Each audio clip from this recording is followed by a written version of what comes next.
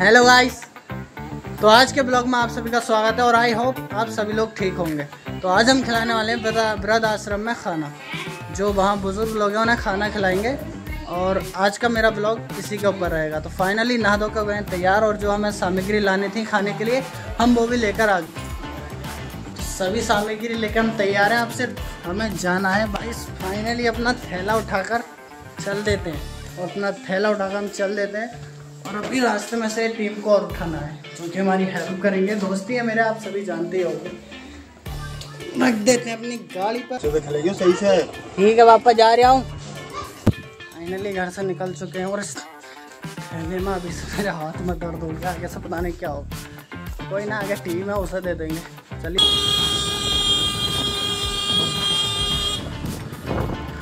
Horn क्यों बजा रहा खाना इसका? इधर तो देख चिड़े। हम जा रहे हैं सीधा खाना खिलाने और ये रास्ते बहुत ही खतरनाक थे, लेकिन हमने इन्हें सफलतापूर्वक पार कर दिया। आश्रम में पहुंच के करवाई जाती है हमसे एंट्री और मैं तारीख ही भूल गया। अरे तारीख क्या है आज? 26। फाइनली तारीख और मोबाइल नंबर वगैरह नाम वाम लिख के हमें मिलती है आश्रम के अंदर एंट्री। और आश्रम के अंदर पहुंचकर सबसे पहले मिलते हैं अपने दोस्त पप्पू से, जो कि यहाँ पर परमानेंट रहता है। और ये हैं वो लोग जिन्हें हम आज खाना खिलाने वाले हैं। पप्पू इनकी बहुत ही देखभाल करता है। और फिर हम निकालते हैं अपने घर से लाया हुआ सभी सामान जो हम खाना बनाने के लिए लाए थे, उन्हें निकाल कर बाहर रख देते हैं। उसके बाद कैमरामैन से मिलने के बाद लग जाते हैं हम अपने काम में। कोई प्याज छीलर होता है और मुझे दे दिया जाता है चावल धोने का काम, जिसे मैं बाखूबी करता हूँ और करता भी रहता हूँ। घर पर आप सभी ने देखा ही होगा। और फिर हम लहसुन, प्याज, अदरक वगैरह जो हम सामग्री कच्ची लाए थे सभी को काटने और छीलने लगते हैं। उसके बाद इन सबको छीलने के बाद एक जगह इकट्ठा करते हैं और फिर मिक्सी में जाके इसे ग्राइंड करते हैं। और ग्राइंड का काम करने करता है पप्पू। और सभी कामों में पप्पू जुट जाता है। इन्हें एक एक करके सभी को मिक्सी के अंदर डालकर पीस देता है। और फिर मुझे काम दे दिया जाता है आटा मारने का, और मैं इसे अच्छे से मार भी लेता हूँ। और फिर जल्दी से उसमें पानी डालते हैं हमारे कपिल भाई, जो कि मेरा मौसेरा भाई है, आप लोगों ने पहले भी देखा है। और फिर जल्दी से पानी डालकर भाई डर डर के डाल लेते कहीं ज़्यादा ना हो जाए। पानी डालने के बाद मुझे इस पर गुस्सा आने लगती है, तो मैं जल्दी से इसे बड़े ही प्यार से और घूंसों से इसे इधर से उधर मारता हूँ, इधर से उधर मारता हूँ, बढ़िया करके इसे इकट्ठा कर देता हूँ और ये एकदम बढ़िया फर्स्ट क्लास मरता है। काम रेडी। आटा मारने के बाद हमारा काम शुरू हो जाता है छोले बनाने का। पप्पू के हाथ से ऑयल की बोतल छीलने के बाद भगोने को थोड़ा गर्म होने के बाद हम उसमें सबसे पहले डालते हैं ऑयल और उसके बाद डालते हैं थोड़ा गर्म होने के बाद जीरा डालने के बाद उसे थोड़ी देर तड़का लगाते हैं। फिर उसके बाद डाल देते हैं खड़े मसाले जो कि साबुत होते हैं, आप जानते होंगे, लड़कियां बेशक जानती होंगी। फिर उसे थोड़ी देर चलाते हैं, मिक्स करते हैं। उसके बाद जाती है उसमें कस्तूरी मेथी खुशबू के लिए, कस्तूरी मेथी के बाद फिर उसे चलाते हैं। उसके बाद जाता है इसमें हमारे बनाए हुए पेस्ट जो कि हमने ग्राइंड किए थे। पहले जाती है मिर्ची के बाद जाती है पता नहीं क्या, और बढ़िया करके ग्रेवी गाढ़ी करके बनाने के बाद कुछ देर उबालने के बाद हम डालते हैं इसमें टमाटर का पेस्ट। उसके बाद डालते हैं हम हल्दी, मिर्ची, धनिया का घोल। उसके बाद डालते हैं मेन चीज छोले, जिसके बिना भगोना खाली लग रहा है। और छोले डालने के बाद हम इसे थोड़ी देर चलाते हैं, उबालते हैं। और भाई ये तो बहुत दूर दूर तक आग फेंक रहा था। तब छोले डालने के बाद हम इसे आराम से ढक देते हैं। और बताओ छोले कैसे बने हैं। फिर आ जाते हैं हम किचन में पुलाव बनाने। पूरी मजा। पुलाव के चावल और पानी गैस पे चढ़ाने के बाद पप्पू लगा जाता है आटे के पेड़े बनाने के लिए। इनके बाद बनेंगे अब रोटी।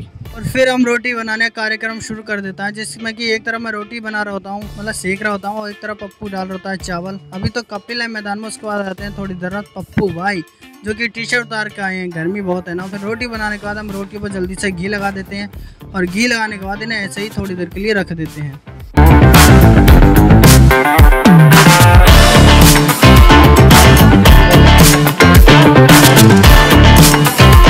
कुछ ही देर में हमने कुछ इतनी रोटियां बना के इकट्ठी कर दी। खाना बना लिया हमने, अब सिर्फ इन्हें खिलाना है। तो खाना और चावल, रोटी वगैरह हम जो भी था, सब्जी वगैरह हमने सब कुछ बना के रेडी कर दिया।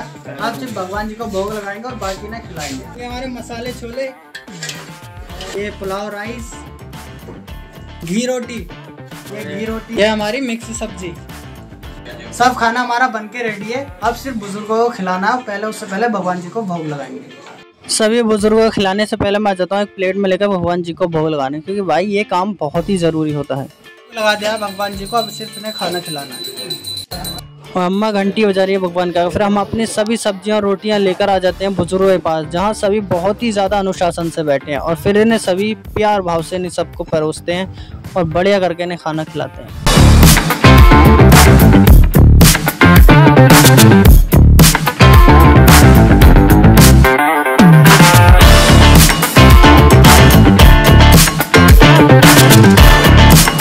टीम में एक सदस्य और बढ़ जाता है, छोटा सा बच्चा जो कि होता है पप्पू का भांजा। और हम सभी को प्यार भाव से बहुत अच्छे से खाना परोसते हैं और सभी से पूछते लेते हैं ताकि खाना वेस्ट भी ना हो, क्योंकि खाना कम खाओ लेकिन वेस्ट मत करो, तो उससे अच्छा कुछ नहीं है लाइफ।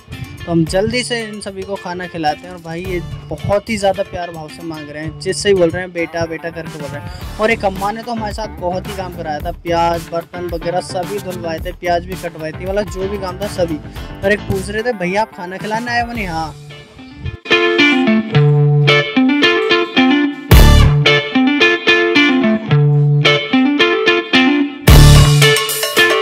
मैं एक बात तो बतानी भूल गया, जब हम आलू में तड़का लगा रहे थे तो एक अम्मा कह रही थी कि नंगलिया बालो तुम ये सब बंद कर लो, तुमने सब खुशबू तो नंगलिया में पहुंचा दी, अब इसमें क्या बचेगी।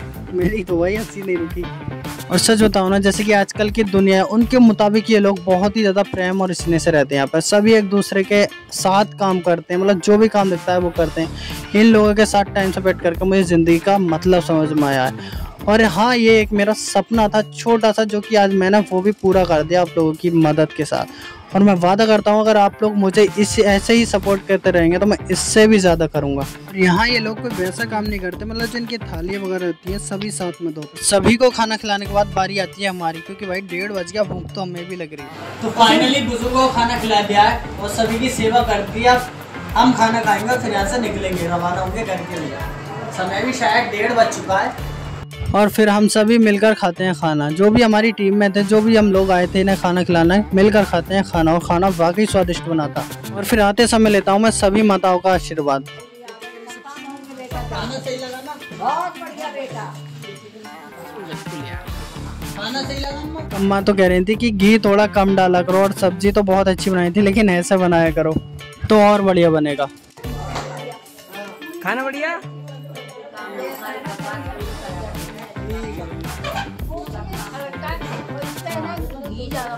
चलो जैसा आप बोलोगे आगे वैसे करेंगे। और एक अम्मा तो हमारे नमस्ते करने से पहले हमसे नमस्ते करने लगी।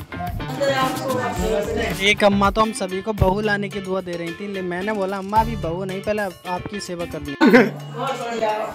और एक अम्मा लड़ रही थी कि तेरे जैसी बहू आ जाए सबकी। फाइनली हमने सभी लोगों की सेवा में जो भी हमारे बस का हो सका हमने कर दिया। और हमने भी खाना खाकर अब निकल रहे हैं घर के लिए। ये सब हमारी टीम मेंबर है जिसने सब सेवा की और हमसे जितना भी हो सका उतना किया। और आप लोग सपोर्ट करें तो इससे भी ज़्यादा करेंगे। चल ठीक है, चल रहे हैं।